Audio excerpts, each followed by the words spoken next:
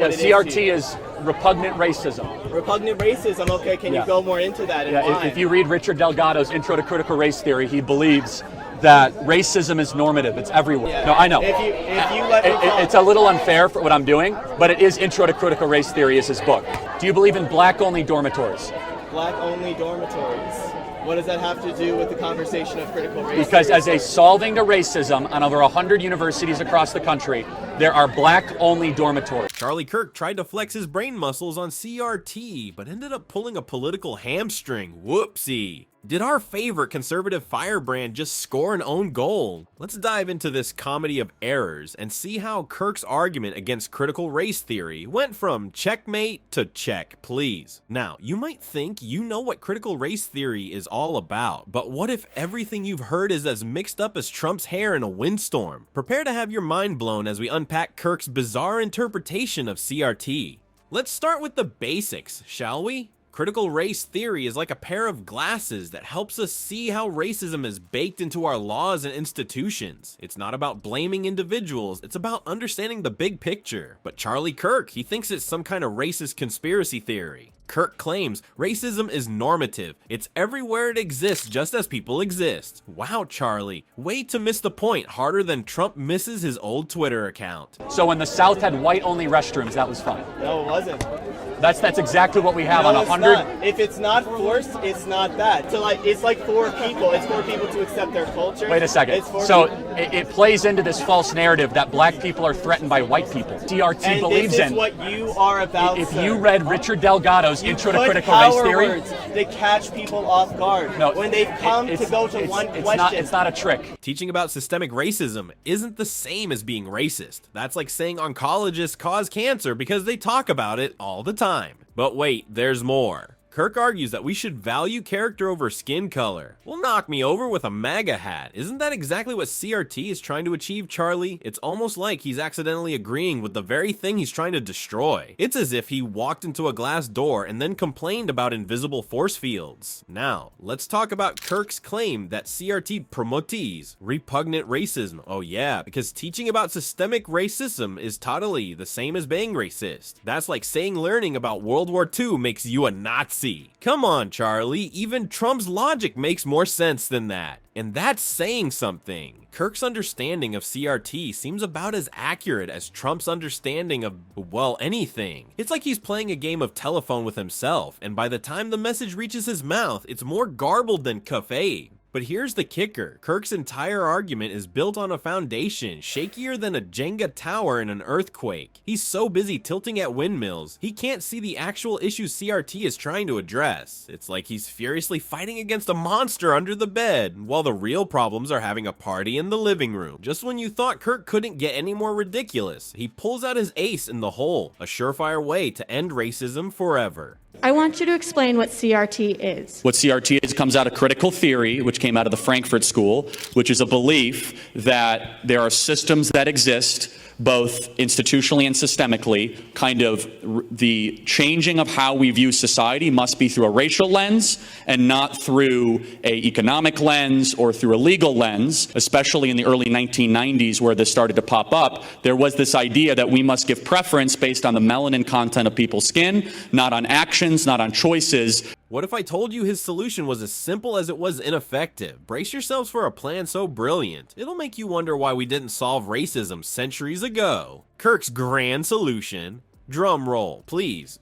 Ignore racism. That's right, folks. According to our genius friend, if we just pretend systemic racism doesn't exist, it'll magically disappear. It's like playing peekaboo with societal issues. If we can't see it, it's not there, right?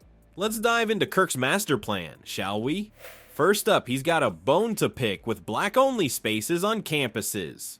Because segregation is bad, unless it's at a Trump rally, right? Kirk seems to think these spaces are reverse racism in action. Never mind that they're meant to provide support and community for marginalized students. Nope. In Kirk's world, it's all just one big racist conspiracy. But wait, there's more. Kirk's also got a hot take on white privilege. He challenges the very concept, probably because acknowledging it might make him feel a teensy bit uncomfortable. It's like he's playing a game of Monopoly where he started with hotels on Boardwalk and Park Place, but insists everyone had an equal chance to win. And let's not forget Kirk's attack on the 1619 Project. He calls it revisionist history and criticizes it for not using original source documents. Because who needs historical accuracy when you have alternative facts? Kirk's apparently more comfortable with a version of history that doesn't make him squirm in his seat. But here's where Kirk's argument really shines. Or should I say, faceplants. He implies that the solution to racism is to ignore systemic issues and focus on individual responsibility instead. It's like telling someone with a broken leg to just walk it off. Sure, personal responsibility is great, but it doesn't magically fix centuries of systemic oppression. Kirk's brilliant plan seems to boil down to this. If we all just close our eyes, plug our ears, and chant racism isn't real 3 times, poof, problem solved. It's almost adorable how simple he thinks this is. Almost. Now, let's watch Kirk's argument face off against reality. It's like sending a paper airplane to fight an F-16. Think Kirk's ignore it and it'll go away strategy stands a chance. In the CRT literature, what do they think of white people or whiteness? Who would you like me to quote? Kimberly Crenshaw. I haven't read Kimberly Crenshaw. She says that You're- whiteness is a cancer or a toxin on our society. What privilege do you and I as white people have that black people don't have? Yeah, great question. On applications that are blindly judged, white-sounding names are often given the job more. They're paid more. Not true. CRT believes in one manifestation of its ideology is black-only dormitories. So white people are not allowed. Stick around to see this train wreck in action. So Charlie Kirk has a brilliant plan to solve racism. Just pretend it doesn't exist. It's genius, really. Why didn't Martin Luther King Jr. think of that? Oh wait, he was too busy actually addressing systemic issues. Silly him. Let's take a look at Kirk's views on reparations. He questions whether a black person who immigrated in the 1980s should receive reparations. Ah yes, because all traumas and historical contexts are exactly the same. It's like comparing apples to centuries of systemic oppression. Kirk's focus on personal responsibility is about as effective as using a squirt gun to put out a forest fire. Sure, individual actions matter, but they can't solve systemic issues alone. It's like telling someone to pull themselves up by their bootstraps when they don't even have boots. The irony in Kirk's argument is thicker than Trump's spray tan. He's using racist generalizations to argue against anti-racism. It's like trying to put out a fire by throwing more matches at it. Smooth move, Charlie. But here's where it gets really good. Any one of these guys, right? Nicole Hannah-Jones. You read any of their literature, Ibram X. Kendi, Harry Rogers. What is their opinion of black-only dormitories? It is repugnantly evil to segregate people based on race. You don't have to overthink it because CRT argues for black-only spaces and white-only spaces. It's a broader thing than that. They're not just arguing to separate people. Kirk's argument, when applied to reality, doesn't actually solve racism. It just pretends it doesn't exist. It's the political equivalent of a toddler covering their eyes and thinking they've become invisible. Kirk's approach to systemic racism is about as nuanced as a sledgehammer. He's basically saying, if we all just agree to ignore the problem, it'll go away. Sure, and if we ignore climate change, the polar bears will just learn to swim, right? Let's not forget Kirk's hot take on white privilege. He challenges the concept like it's a personal insult. It's as if acknowledging systemic advantages is somehow worse than actually experiencing systemic disadvantages. Makes perfect sense if you don't think about it. And then there's Kirk's criticism of the 1619 Project. He calls it revisionist history because apparently acknowledging the full scope of American history is just too much for him to handle. It's like he wants history books to come with trigger warnings for uncomfortable truths.